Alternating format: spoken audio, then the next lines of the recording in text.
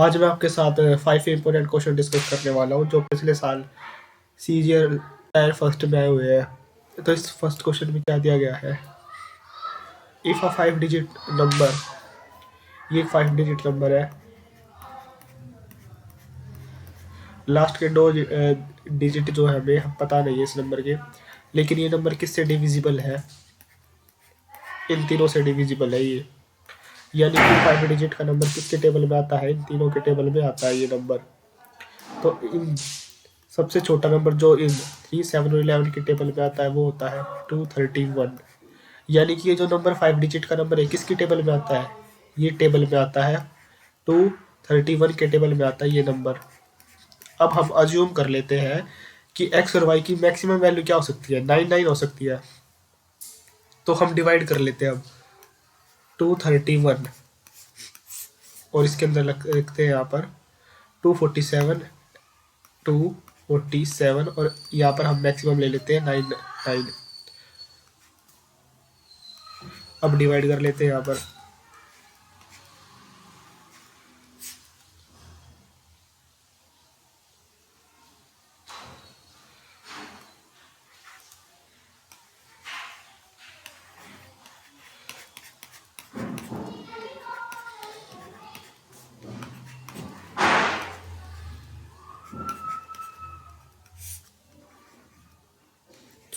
तो यहाँ पर 82 क्या है, एक्स्ट्रा बच गया। तो ये 5 डिजिट का जो नंबर था ना 247XY, वो क्या था, ये पूरा डिवाइड हो जाता। ये नंबर क्या है ना, ये नंबर क्या है, ये पूरा का पूरा डिवाइड हो जाता अगर ये 82 ना बचता, अगर ये 82 ना बचता। अगर इसमें सिंपल से बात है, ये नंबर पूरा डिवाइड हो जाएगा। ये नंबर क्या है, ये नंबर पूरा डिवाइड हो जाएगा। अगर कितने की कमी आ जाए, 82 की कमी आ जाए, तो 82 की कमी करने के लिए यहाँ पर माइनस कर देंगे 82, 247 1 और 7 माइनस करने पे ये आ जाएगा। अब हम कंपेयर करें तो x की वैल्यू यहाँ से क्या आ जाएगी 1 और y की वैल्यू क्या आ जाएगी 7। और हमसे किस चीज़ की वैल्यू पूछी गई है, 2y minus 8x, 2y minus 8x।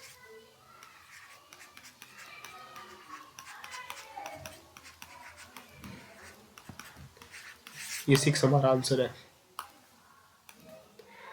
इस क्वेश्चन का आंसर क्या है, 6। अब देखो ध्यान से, इसमें क्या किया दिया गया है, x minus y equal to क्या है 11। और यहाँ से हम अगर हम इसका अगर हम एलसीएम ले, इसका क्या ले, अगर हम एलसीएम ले, अगर हम इसका एलसीएम लेंगे तो क्या आएगा, y minus x upon x y 11/24।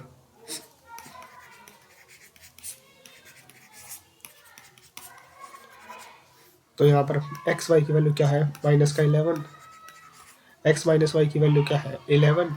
तो यहाँ पर रख देंगे इक्वल टू 11/24, 11 से 11 कट हो जाएगा, तो एक्स वाई की वैल्यू क्या हो जाएगी, माइनस का 24। अब हमसे पूछा क्या है, एक्स की पावर 3 माइनस वाई की power 3 plus x square y square. अब हमें इस चीज़ का फॉर्मूला क्या होता है, एक्स की पावर 3 प्लस वाई की, एक्स की पावर 3 माइनस वाई की पावर 3, इसका फॉर्मूला होता है एक्स माइनस वाई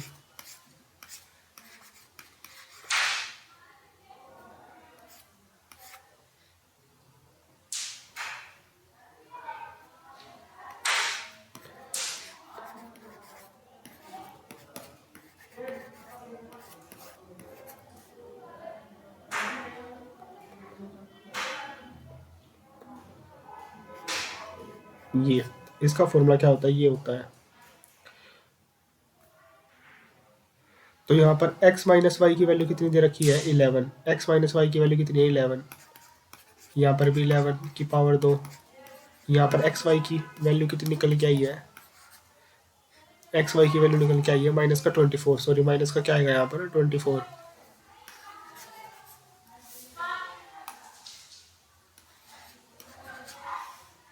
माइनस का 24 आएगा।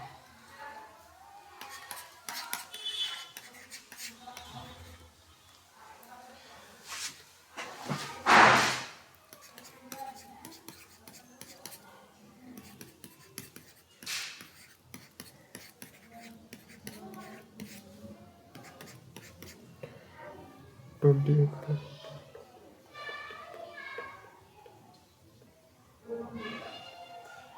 यहाँ पर आ जाएगा 49।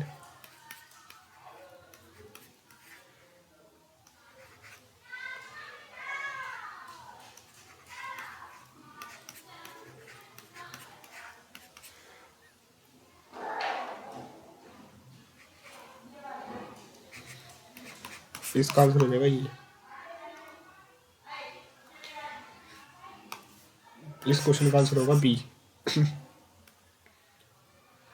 इस क्वेश्चन में क्या दिया गया है ना, Surabhi sold an article for 176 after giving 12% discount on MP. उसने क्या किया, 12% डिस्काउंट दे दिया।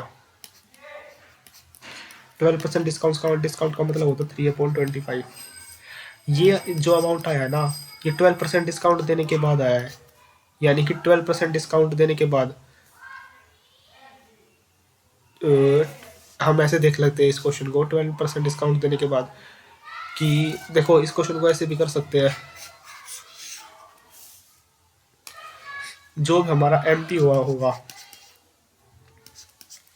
वो कैसे आया होगा, इस पे हमने 12% डिस्काउंट दिया हुआ। 12% डिस्काउंट मतलब इससे मल्टीप्लाई की होगी, और ये किसके आ गया, 176 के बराबर आ गया। इससे यहाँ पे काटेंगे तो 8 आ जाएगा।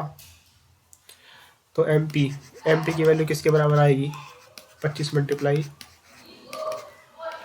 200 रुपये। तो एमपी कितना रहा होगा, 200 रुपये। और अगले स्टेटमेंट में क्या बोला गया है, अगर उसको डिस्काउंट ना दिया जाता, अगर he had she not given any discount, अगर सुरभि आर्टिकल को बेचते वक्त कोई डिस्काउंट नहीं देती तो उसको कितने परसेंट का गेन हो जाता, 25% का गेन हो जाता, अगर वो कोई डिस्काउंट नहीं देती। सीपी, इसका मतलब है कि सीपी जो है, सीपी को जब हम 25% बढ़ा देंगे तब जाके कितना आएगा, एमपी आएगा। और एमपी कितना है, 200। एमपी कितना है, 200।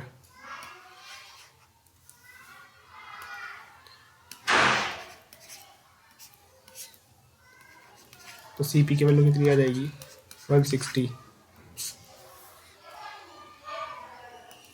इसका आंसर हो जाएगा 160। इस क्वेश्चन को हम ऐसे भी कर सकते थे फटाफट से कि 176 सॉरी, ये जो 176 आया ना, ये कितने परसेंट, ये 12% डिस्काउंट देने के बाद आया है। तो ये हमारा क्या हो जाएगा, एमपी। ये एमपी, और ये कितने परसेंट ज़्यादा है, सीपी से 25% ज़्यादा है।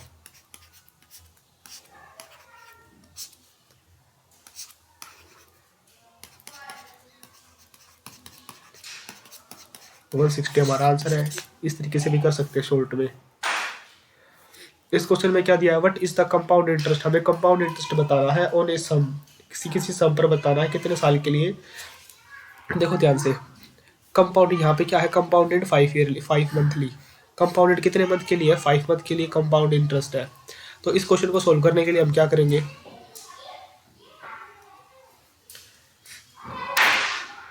सबसे पहले रेट निकालेंगे। रेट, ये जो 15% है पूरे 12 महीने के लिए है, तो 5 महीने के लिए कितनी हो जाएगी, 3 से काटेंगे इसको, 3 पंजे 15, 3 चौक 12, तो रेट आ जाएगी 25/4%। और इसकी फ्रैक्शन वैल्यू कितनी होती है, 1/16, ये आ जाएगी। तो रेट कितना आया है, 1/16। टाइम कितना हो जाएगा, टाइम हो जाएगा 5/4 ईयर्स। ये दिया गया ना ईयर्स, इतने ईयर्स, इतने ईयर में कितने महीने होते हैं, एक साल में 12 महीने होते हैं। तो 5/4 साल में 5/4 गुना 12 महीने हो जाएंगे। और हमें कितने मंथ के लिए कंपाउंड करना है, 5 मंथ के लिए। तो एक से ही 1/4 साल में कितनी बार हम काउंट करेंगे, 3 टाइम्स हम इंटरेस्ट को क्या करेंगे, काउंट करेंगे, कंपाउंड इंटरेस्ट को निकालेंगे। अब देखो, रेट हमें पता चल गई, टाइम हमें पता चल गया, इसको हटा दो। टाइम कितना आ गया, 3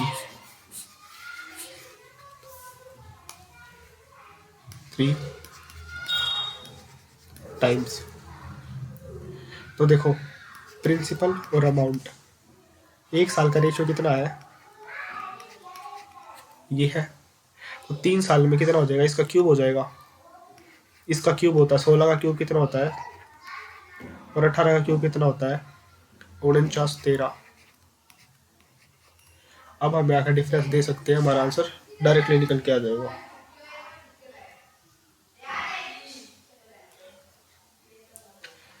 अब देखो व्हाट इज द कंपाउंड सम, और लेकिन ये सम इसकी वैल्यू कितनी दे रखी है हमें? इतनी दे रखी है, यानी किससे मल्टीप्लाई करनी पड़ी? 2 से मल्टीप्लाई करना पड़ा। तो इंटरेस्ट कितना है हमारा? इंटरेस्ट है हमारा, फिर दोबारा मैं आपको दोबारा एक्सप्लेन करता हूँ इस चीज़ को यहाँ से।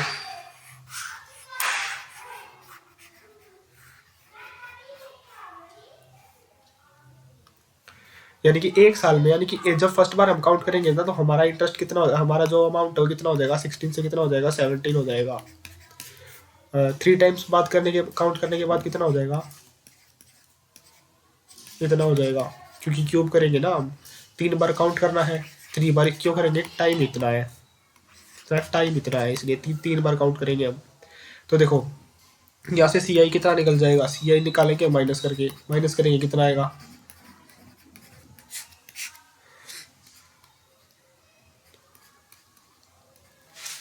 यहाँ पे आएगा 7, यहाँ कितना आ जाएगा? माइनस करेंगे तो 1, यहाँ आ जाएगा 8, यहाँ कितना आ जाएगा? 8।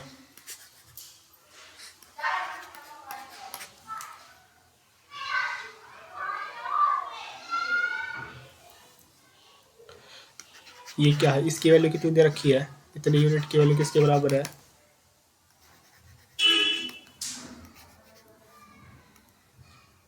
81 92। तो 1 यूनिट की वैल्यू कितनी है? और सी आई की वैल्यू कितनी हो जाएगी?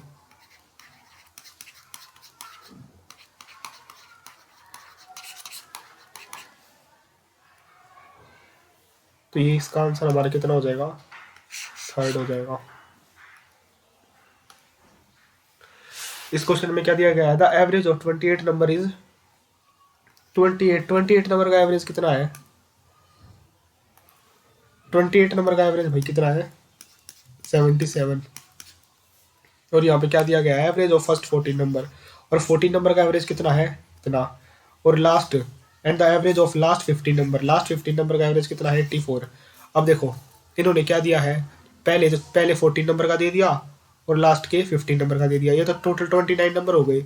यानी कि अगर हम इन दोनों का मल्टीप्लाई करें तो कितने नंबर का सम आया? ये 14 नंबर का सम आया है, सॉरी।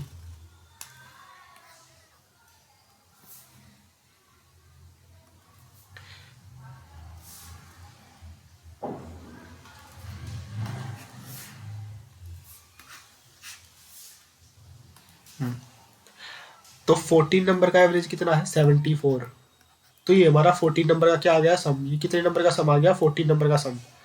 ठीक है, ये कितने नंबर का सम है? ये पूरे 28 नंबर का सम है, तो ये 14 नंबर का सम है। अब देखो 15 मल्टीप्लाई 84, ये कितने नंबर का सम है? ये 15 नंबर का सम, ये 14 नंबर का सम, ये 15 नंबर का सम, तो टोटल 29 नंबर। और यहाँ टोटल 28 नंबर, तो यहाँ पर एक नंबर ज़्यादा है इस सम में। क्या है? एक नंबर ज़्यादा इस सम में। और वही वो जो एक ज़्यादा नंबर है ना, जो है वही 14th नंबर है। यानी कि 14th नंबर इसमें 2 बार काउंट हो चुका है, एक बार पहले फर्स्ट 14 में और एक बार लास्ट के 15 में। 14 नंबर 2 बार काउंट हो चुका है, तो एक बार हमें माइनस करना पड़ेगा उसको। तो एक बार जब हम माइनस करेंगे तो क्या मान लिया वो नंबर एक्स है, तो एक्स हमने माइनस कर दिया। अब यहाँ से काटापीटी करेंगे, एक्स को इस एक्स को उठा के इधर लेके आएंगे।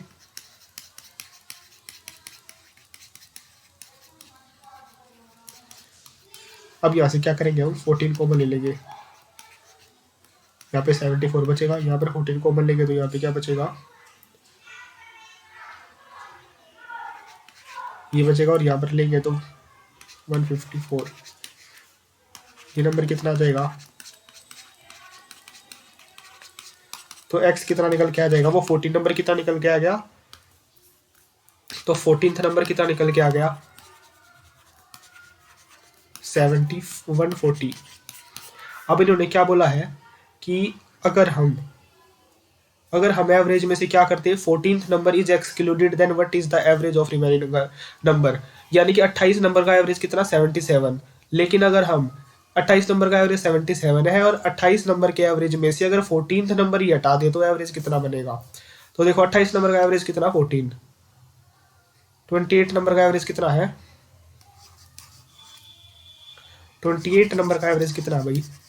14 कितना है, सॉरी 77। और इसमें से क्या करना है, एक्सक्लूड करना है हमें ये वाला नंबर। ये वाला नंबर क्या करना है हमें? एक्सक्लूड करना है। ये वाला नंबर क्या करना है हमें? इसमें से एक्सक्लूड करना है। ये नंबर क्या करना है? एक्सक्लूड करना है। ये नंबर एक्सक्लूड कैसे करेंगे? ये नंबर ऐसे एक्सक्लूड होगा,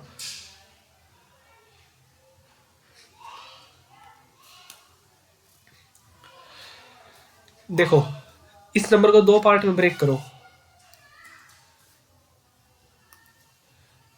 इस नंबर को ऐसे लिखो, 140 को लिखो 77 प्लस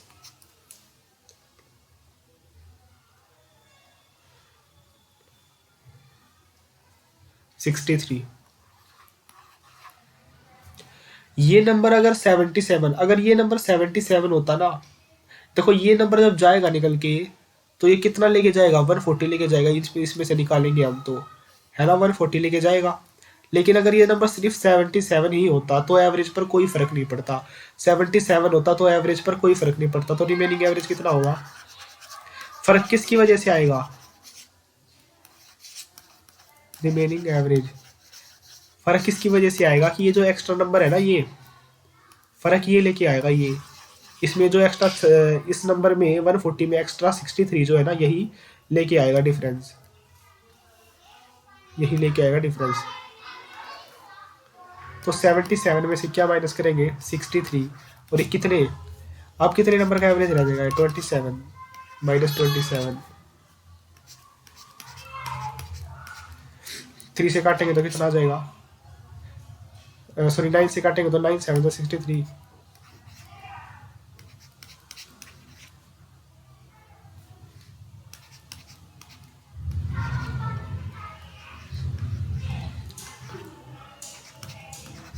तो हमारा आंसर आ जाएगा ये, क्या लिखिए अप्रोक्सीमेट कितना हो जाएगा?